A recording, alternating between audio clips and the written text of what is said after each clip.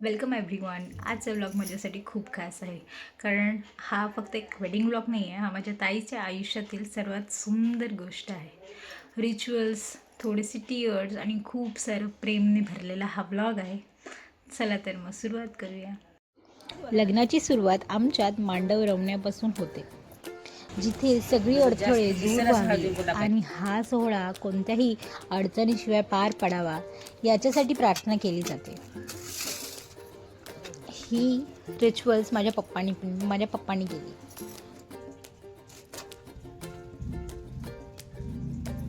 त्यानंतर बांगड्यांचा कार्यक्रम सुरू झाला. कासार काका देखील आले होते.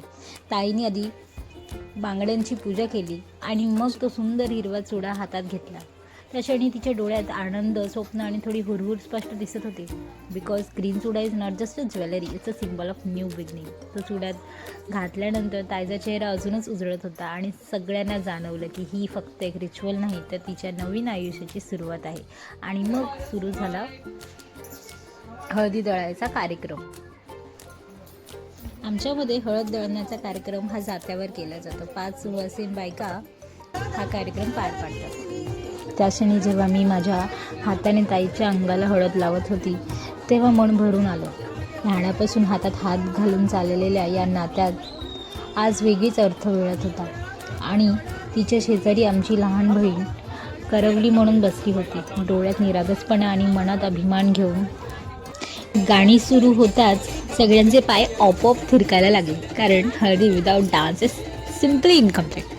ताईला हळद लावताना कोणी नाचत होतं, कोणी रडत होतं, कोणी गात होतं, तर कोणी फक्त त्या क्षणाचा आनंद घेत होतं. लाफ्टर, टीझिंग आणि डान्स यामुळे हा सोहळा अनफॉर्गेटेबल बनला. आणि we didn't just attend the haldi, we lived it and enjoy it to the fullest. खूप मजा, खूप धमाल, खूप सुंदर होतं ते क्षण.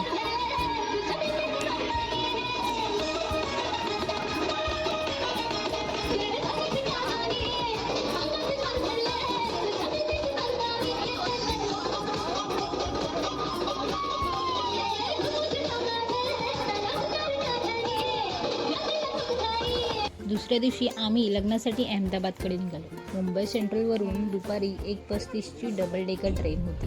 स्टेशनपर्यंत ओला घेतली. थोडी घाई पण एक्साइटमेंट डबल होती. आता आम्ही मुंबई सेंट्रलला पोहोचलो. ट्रेनचा प्रवास कम्फर्टेबल होता आणि खूप मजा आली. आठवणींनी भरलेला हा दिवस कधीच विसरणार नाही. ही नर्मदा नदी किती मोठी आणि सुंदर आहे. माझ्या मम्मीने, आत्याने हातांवरती मेहंदी काढली. काही लोक मूवीज बघत होते, काही लोक आराम करत होते. हा प्रवास असंच गमतीशीर, मजा, जुनी आठवणी काढत पुढे निघाला. बिचारे संजयपाला मुक्क करून ठेवले. फायनली आम्ही अहमदाबादला पोहोचलो, जिथे नवऱ्याच्या साईडने आम्हाला काही लोक घेण्यासाठी आले होते. त्यांनी आम्हाला हॉटेलमध्ये सोडलं. न्यू सिटी, न्यू वाईब्स आणि खूप नवीन इमोशन्स याच्यासोबतच हा प्रवास पुढे सरकला. हे लग्न इंटरकास्ट असल्यामुळे हा प्रवास अजूनच खास होता, कारण 2 वेगळ्या संस्कृती, परंपरा आणि रीतिरिवाज एकत्र येताना पाहण्याची उत्सुकता सगळ्यांनाच होती.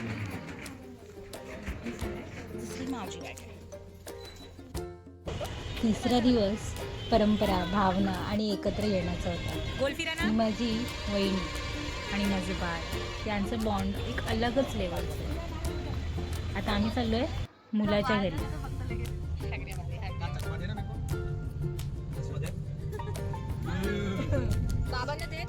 आम्ही त्यांच्या नात्यातल्या एका काकांच्या घरी थांबलो. लग्नाआधी वधूने मुलाच्या घरी जायचं नसतं म्हणून तेथे स्वागत आणि गाणी गात विधींना सुरुवात झाली. माझा बाळ देखील आपली आपली मजा, आपल्या वेगळ्याच कॉर्नरमध्ये मजा करत होता.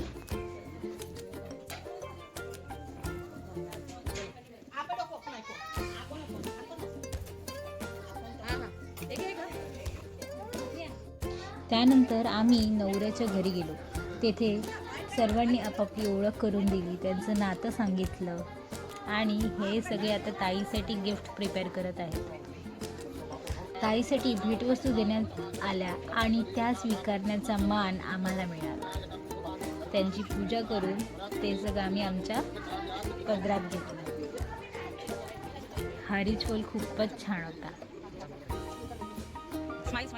There were so many gifts and so much love. खूप छान वाटलं. नजर काढा त्यांची.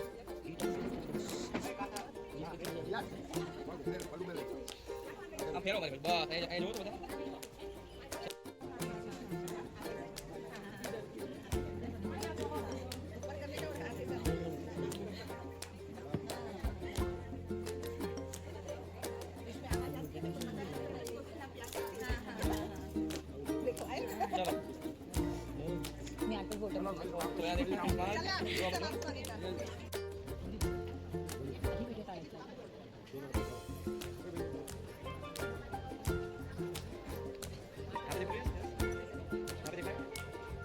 संध्याकाळी सर्व महिला गुजराती गाणी गात होत्या आणि त्यांच्याच लँग्वेजमध्ये नवरा नवरीला ब्लेसिंग्स देत होत्या. त्या क्षणी डोळ्यात अश्रूही होते, कारण नवऱ्याच्या काकांच्या आठवणी सगळ्यांच्या मनात होत्या. आणि रात्री साधारण 9:30च्या सुमारास गरबा सुरू झाला. कलर्स, म्युझिक आणि लाफ्टर यामध्ये आम्ही मनसोक्त नाचलो. आपल्या मुंबईतल्या गाण्यांमध्ये आणि त्यांच्या गुजराती गाण्यांमध्ये फार फरक आहे. एक वेगळीच वाईब येते.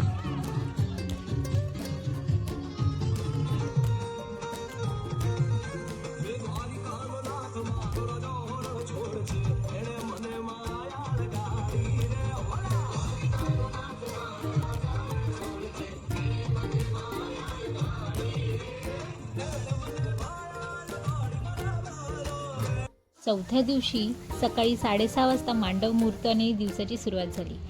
हो, खूप लवकरच होतं, पण डेकोरेशन एकदम टॉप नॉच. तुम्ही बघू शकता.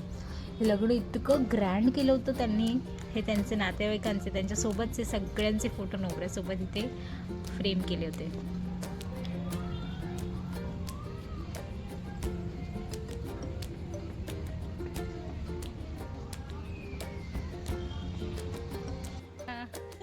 काय रे देवा. इथे बघा, इथे बघा, इथे बघा.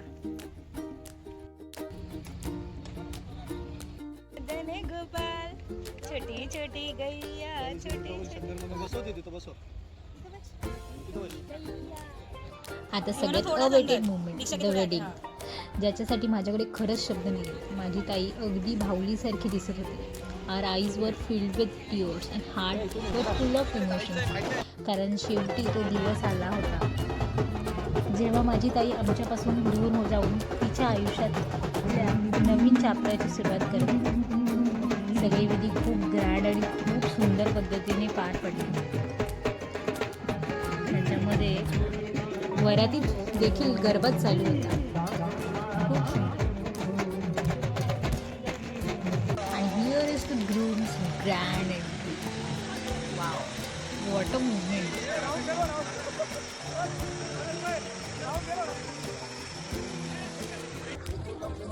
वधूच्या आईने देखील नवऱ्याची नजर काढली आणि त्याला औक्षण केलं आणि एक गोड पेढा त्याच्या तोंडात घातला. आता आहे माझ्या ताईची एंट्री.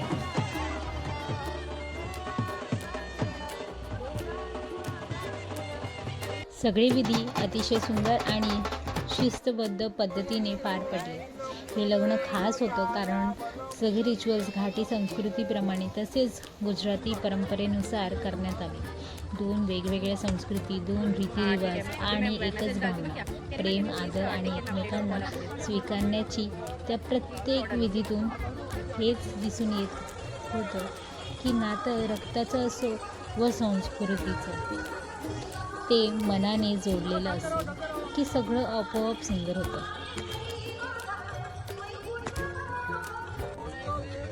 ताई, जाताना तू आमचं संपूर्ण प्रेम, आशीर्वाद आणि संस्कार सोबत घेऊन जात आहेस. तू फक्त एक घरातून दुसऱ्या घरात जात नाही आहेस. तू आमचं संपूर्ण कुटुंब, आमच्या आठवणी आणि आमचं प्रेम सोबत घेऊन जातेस. आम्हाला तुझी खूप आठवण येईल, पण त्याहून जास्त अभिमान वाटेल की तू इतक्या सुंदर पद्धतीने तुझं आयुष्य पुढे नेत आहेस. खूप सुंदर दिसत होतीस. आज आमचं कुटुंब तुला एकाच आशीर्वाद देतं. तुझं आयुष्य प्रेमाने, विश्वासाने आणि एकमेकांच्या साथीने भरलेलं राहो. तू जिथे जाशील तिथे आनंद पसरवशील आणि तुझं घर नेहमी हसऱ्याच्या क्षणांनी भरलेलं राहो. कारण हे गुड बाय नाही, ही एक नव्या सुंदर आणि फॉरेव्हरच्या प्रवासाची